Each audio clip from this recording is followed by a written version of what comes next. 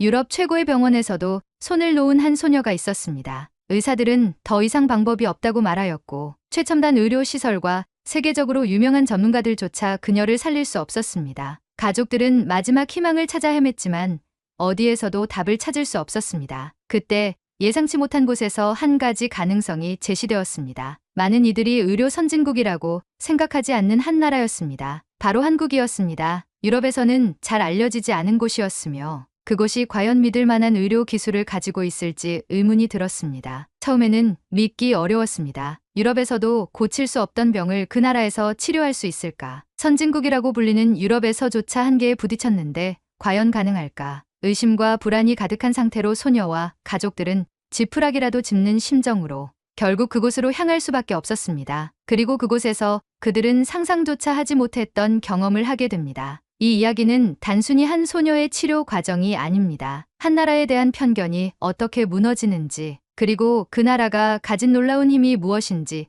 직접 경험한 한 사람의 변화된 시선을 담고 있습니다. 과연 그녀가 마주한 것은 무엇이었을까요? 그리고 그 경험은 그녀의 삶을 어떻게 바꾸어 놓았을까요? 이야기 지금 시작해 보겠습니다. 안녕하세요. 저는 영국에서 태어나고 자란 13살 소녀 빅토리아입니다. 아침이면 햇살이 스며든 창가에서 눈을 뜨고 서둘러 교복을 입고 학교로 향했습니다. 수업이 끝나면 친구들과 운동장에서 뛰어놀았고 주말이면 가족과 함께 공원을 산책하거나 맛있는 음식을 먹으며 웃음을 나누었습니다. 하루하루가 평범하면서도 행복했습니다. 학교 생활도 즐거웠습니다. 수학 문제를 풀면서 머리를 맞대고 고민하고 음악 시간에는 친구들과 장난을 치며 노래를 부르기도 했습니다. 체육 시간이 되면 운동장에서 마음껏 뛰어다녔고 가끔은 축구공을 차며 운동장에서 땀을 흘렸습니다. 늦은 저녁이 되어 집으로 돌아오면 피곤하기는 했지만 따뜻한 저녁 식사를 하면서 하루 동안 있었던 재미있는 일들을 가족들에게 들려주곤 했습니다. 하지만 어느 순간부터 모든 것이 달라지기 시작했습니다. 처음에는 그저 피곤함이 심해졌다고 생각했습니다. 수업 시간에 졸음이 쏟아졌고 책을 들고 있어도 집중이 되지 않았습니다. 체육 시간에는 예전처럼 달릴 수 없었고 조금만 움직여도 숨이 차고 다리가 무거워졌습니다. 친구들이 신나게 뛰어놀 때 저는 점점 뒤처지기 시작했습니다. 운동장에서 뛰다가 가슴이 답답하고 머리가 어지러워져 멈춰 서야 하는 날이 많아졌습니다. 아침에 일어나는 것도 점점 힘들어졌습니다. 눈을 뜨면 몸이 천근만근처럼 무거웠고 침대에서 일어나려면 한참을 버텨야 했습니다. 등굣길에 계단을 오를 때도 다리가 후들거렸고 쉬는 시간에도 책상에 엎드려 있어야 했습니다. 친구들은 요즘 왜 이렇게 피곤해 보여? 라고 물었지만 저는 그냥 잠을 잘 못 잤다고 대수롭지 않게 넘겼습니다. 그렇게 시간이 지나면서 증상은 더욱 심해졌습니다. 밤이 되면 이유 없이 열이 올랐고 땀을 흘리며 잠을 설치는 날이 많아졌습니다. 감기에 걸린 것처럼 몸이 으슬으슬 떨렸고 아무것도 하지 않아도 피곤함이 가시지 않았습니다. 입맛이 없어 식사량도 줄어들었고 부모님은 걱정스러운 눈빛으로 저를 바라보았습니다. 거울을 보면 이전과 달리 창백한 얼굴이 비쳤습니다. 볼은 점점 홀쭉해졌고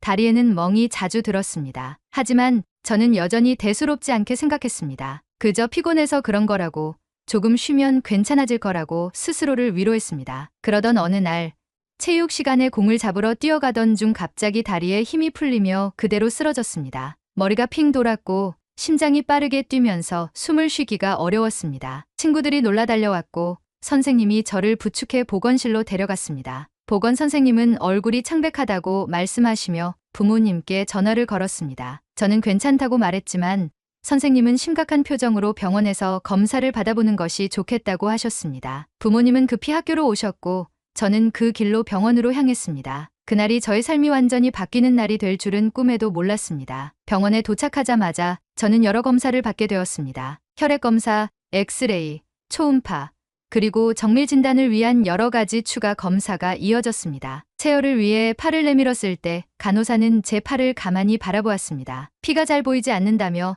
다른 쪽 팔로 바꿔보자고 했습니다. 몇 번의 시도 끝에 겨우 체열이 끝났고 저는 다시 부모님이 기다리는 대기실로 돌아갔습니다. 시간이 지나도 결과가 나오지 않았습니다. 보통 간단한 검사는 빠르게 끝날 텐데 오늘따라 유난히 오래 걸린다는 느낌이 들었습니다. 부모님도 불안한 표정이었고 저 역시 초조함을 느끼기 시작했습니다. 그러다 갑자기 간호사가 저의 이름을 불렀습니다. 빅토리아 씨, 가족분들과 함께 진료실로 들어와 주세요. 의사의 표정은 무척이나 진지했습니다. 모니터에는 복잡한 수치와 혈액 검사 결과가 떠 있었고 의사는 한참 동안 아무 말도 하지 않았습니다. 부모님과 저는 긴장된 마음으로 의사를 바라보았습니다. 한숨을 내쉰 의사가 조심스럽게 입을 열었습니다. 정확한 진단을 위해 추가 검사가 필요하긴 하지만 현재 나온 결과만으로도 심각한 상태라는 것을 알 수 있습니다. 부모님은 순간 말을 잇지 못하셨고 저는 그저 가만히 의사의 입만 바라보았습니다. 빅토리아는 급성 림프 구성 백혈병을 앓고 있습니다. 그 말을 듣는 순간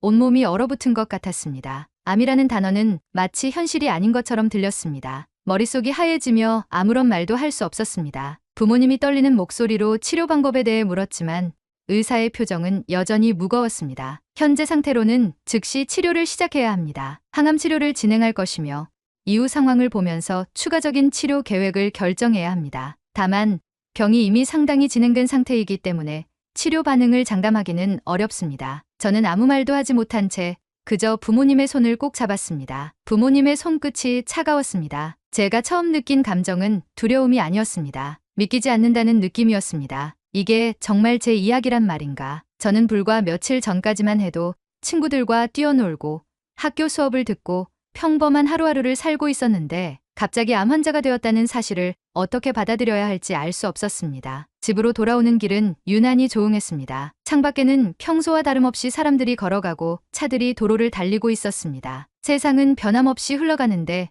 오직 저만이 멈춰버린 것 같았습니다. 그날 밤 저는 잠들지 못한 채 천장을 바라보았습니다. 앞으로 어떤 일이 벌어질지, 저는 이 병을 이겨낼 수 있을지, 아니면 결국 모든 것을 포기해야 하는 건지 수많은 생각이 머릿속을 스쳐 지나갔습니다. 며칠 후 저는 본격적인 치료를 시작하기 위해 입원을 하게 되었습니다. 병실은 깨끗하고 조용했지만 낯선 환경과 하얀 벽들 사이에서 불안감이 밀려왔습니다. 처음으로 주사를 맞고 링거를 꽂았을 때 이곳이 앞으로 저의 새로운 일상이 될 수도 있다는 사실이 실감났습니다. 의사들은 항암 치료를 빠르게 시작해야 한다고 말했습니다. 치료 과정이 쉽지 않을 거라고 했고 머리카락이 빠질 수도 있으며 심한 피로와 구토, 식욕 저하 등의 부작용이 있을 거라고 설명했습니다. 저는 고개를 끄덕였지만 사실 그 순간에도 이 모든 일이 남의 이야기처럼 느껴졌습니다. 치료를 받으면 원래대로 돌아갈 수 있을까? 아니면 영원히 예전처럼 살 수 없게 되는 걸까? 첫 항암 치료가 시작되었습니다. 약물이 주입될 때 팔에서부터 차가운 기운이 올라오는 것이 느껴졌습니다. 처음에는 별다른 이상이 없었지만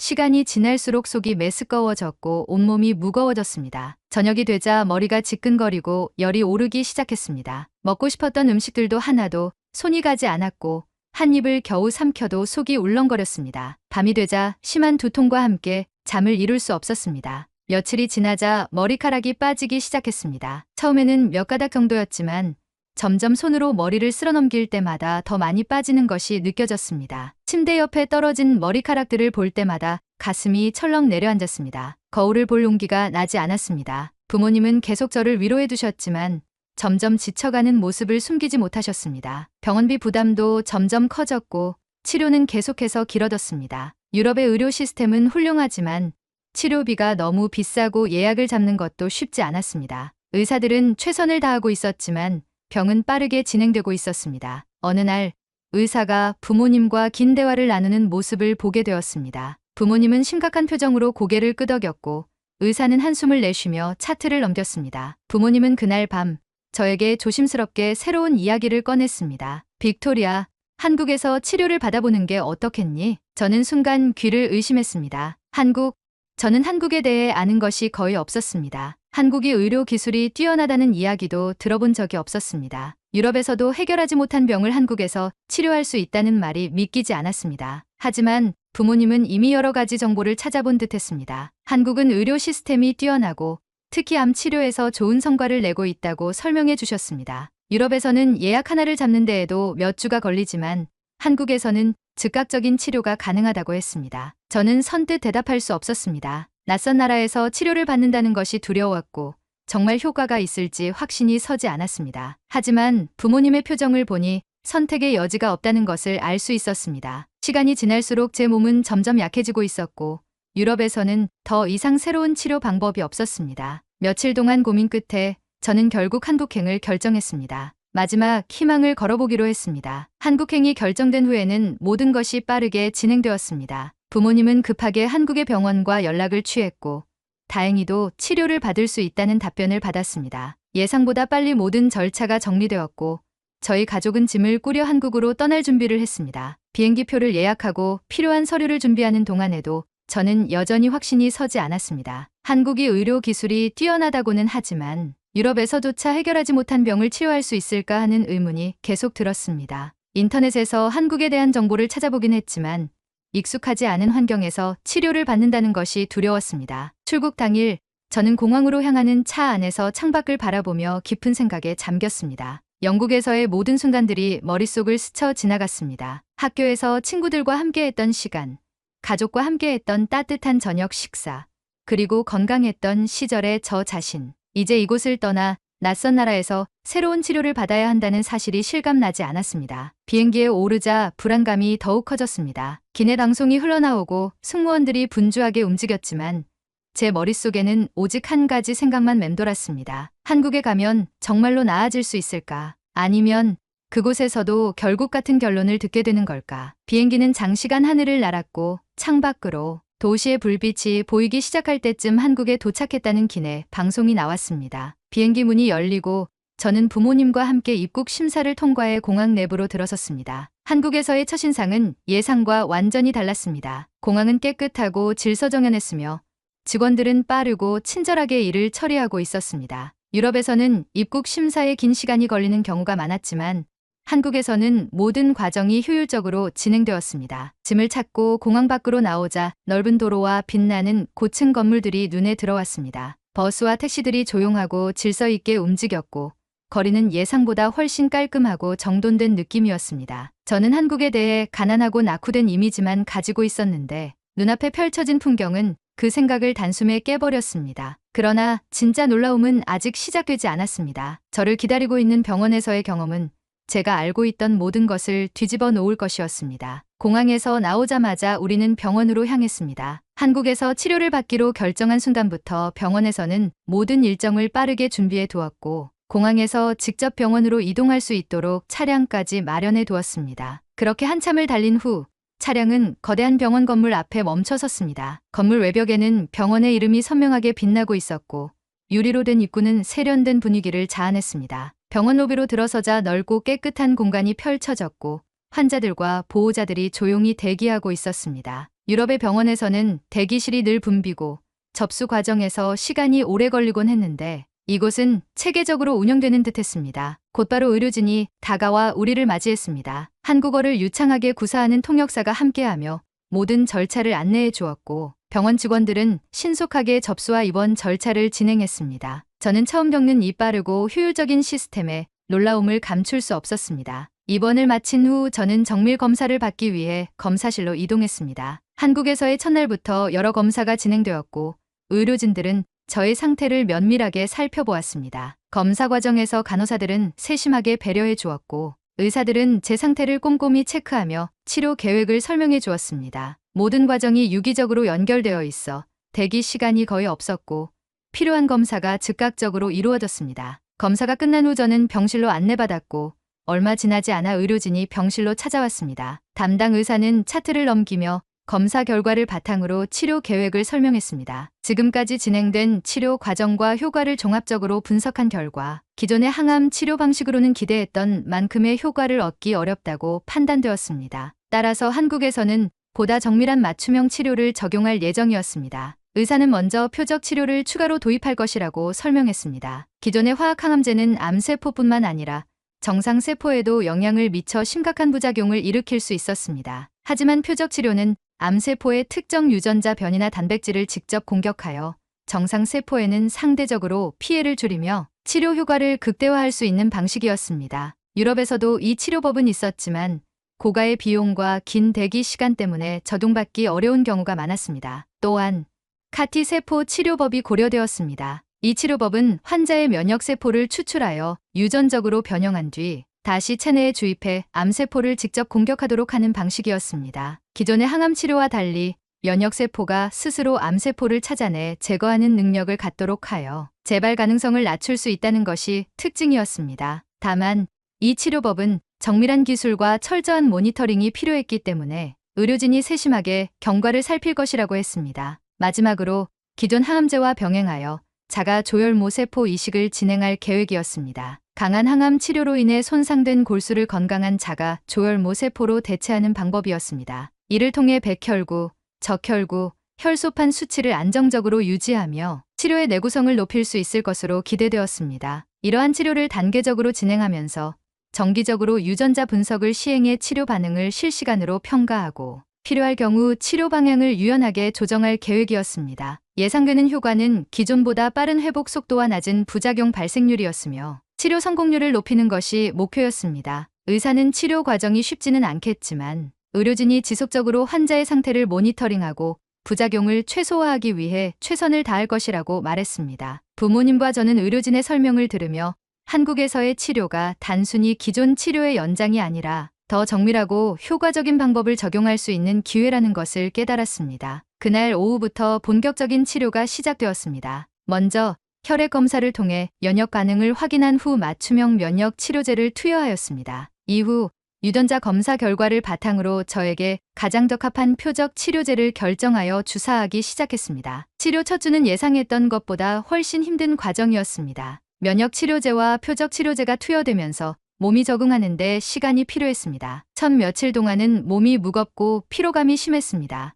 열이 오르기도 했고 식욕이 완전히 사라져 거의 아무것도 먹을 수 없었습니다. 의료진은 매일같이 혈액 수치를 검사하며 제 몸이 치료제에 어떻게 반응하는지를 면밀히 관찰했습니다. 이전 유럽 병원에서는 치료가 일률적으로 진행되었습니다. 정해진 항암제를 정해진 주기로 투여하며 중간중간 검사를 하지만 개별 환자의 상태를 실시간으로 반영하는 경우는 많지 않았습니다. 하지만 한국에서는 달랐습니다. 매일 제 몸의 변화를 기록하고 검사 결과를 바탕으로 약물의 용량과 종류를 조정했습니다. 심지어 같은 치료제라도 그날의 몸 상태에 따라 투여 속도를 미세하게 조절하기도 했습니다. 열흘이 지나자 신기한 변화가 나타났습니다. 우선 득심했던 피로감이 점차 줄어들었습니다. 아침에 눈을 뜰 때 전보다 덜 지친 느낌이 들었습니다. 음식도 한 입 두 입 먹을 수 있게 되었고 소화도 무난하게 되기 시작했습니다. 의료진은 식사량을 늘릴 수 있도록 영양치료를 병행했고 덕분에 몸에 힘이 조금씩 돌아오기 시작했습니다. 3주가 지나면서 걷는 것도 한결 수월해졌습니다. 이전에는 병원 복도를 걷는 것조차 힘들었지만 이제는 혼자 천천히 걸을 수 있을 정도로 회복되었습니다. 혈액 수치도 점차 안정적으로 변했고 암세포의 성장 속도가 둔화되었다는 검사 결과가 나왔습니다. 한국의 의료진은 이에 맞춰 치료 강도를 다시 조정하며 더욱 효과적인 방향으로 치료를 이어갔습니다. 한 달이 되었을 때 저는 스스로 놀랄 만큼 몸이 나아졌다는 것을 느꼈습니다. 피부색이 돌아오고 손과 발끝까지 따뜻한 감각이 퍼졌습니다. 식사량이 정상적으로 회복되었고 오랫동안 이어졌던 두통과 어지러움도 사라졌습니다. 유럽에서 치료받을 때는 시간이 지날수록 몸이 약해졌지만 한국에서는 반대로 점점 기운을 되찾아 가고 있었습니다. 무엇보다도 인상 깊었던 것은 의료진의 태도였습니다. 그들은 단순히 치료를 제공하는 것이 아니라 한 사람의 생명을 살리는 일에 대해 진심으로 헌신하고 있었습니다. 매일 아침 회진을 돌며 사소한 증상 하나까지도 꼼꼼히 확인했고 통증이 있거나 컨디션이 나쁘면 즉각적인 대처를 해주었습니다. 유럽에서는 검사 결과가 나오기까지 며칠이 걸렸지만 한국에서는 하루 만에 결과를 확인하고 곧바로 치료 계획을 수정했습니다. 병원 생활이 2달째 접어들었을 때 의사는 제게 놀라운 소식을 전했습니다. 암세포의 크기가 눈에 띄게 줄어들었으며 일부 병변은 거의 사라졌다는 것이었습니다. 예상보다 훨씬 빠른 회복 속도였습니다. 한국에서의 맞춤형 치료가 저에게 최적의 방식으로 적용되었기 때문에 가능한 일이었습니다. 저는 점차 병원 안에서만 생활하는 것이 아니라 짧은 외출도 할 수 있을 정도로 회복되었습니다. 병원 근처 공원을 걷고 부모님과 함께 한국의 거리를 둘러볼 수 있게 되었습니다. 한국은 단순히 의료 기술이 뛰어난 나라가 아니라 생활 전반이 효율적으로 운영되는 곳이었습니다. 대중교통은 시간표대로 정확히 운행되었고 거리 곳곳에 환자를 배려하는 시설들이 마련되어 있었습니다. 사람들이 무거운 짐을 들고 있으면 자연스럽게 도와주었고 상점에서는 친절하게 응대해 주었습니다. 이 모든 경험을 통해 저는 한국을 새로운 시각으로 바라보게 되었습니다. 처음에는 단순히 치료를 위해 왔지만 이제는 이곳이 저의 삶을 바꾼 나라라는 것을 깨달았습니다. 저뿐만 아니라 부모님도 한국의 의료 시스템과 따뜻한 시민 의식에 깊은 감동을 받았습니다. 결국 치료를 마친 저는 완전히 새로운 삶을 시작할 수 있게 되었습니다. 유럽에서는 더 이상 방법이 없다고 했던 저의 병이 한국에서는 충분히 회복할 수 있는 병이 되었습니다. 저는 이제 건강한 몸으로 다시 꿈을 꿀 수 있고 미래를 계획할 수 있게 되었습니다. 한국은 저를 살려주었고 저에게 두 번째 기회를 주었습니다. 이제 저는 이 나라를 단순한 방문지가 아니라 저의 두 번째 고향이라 부르고 싶습니다.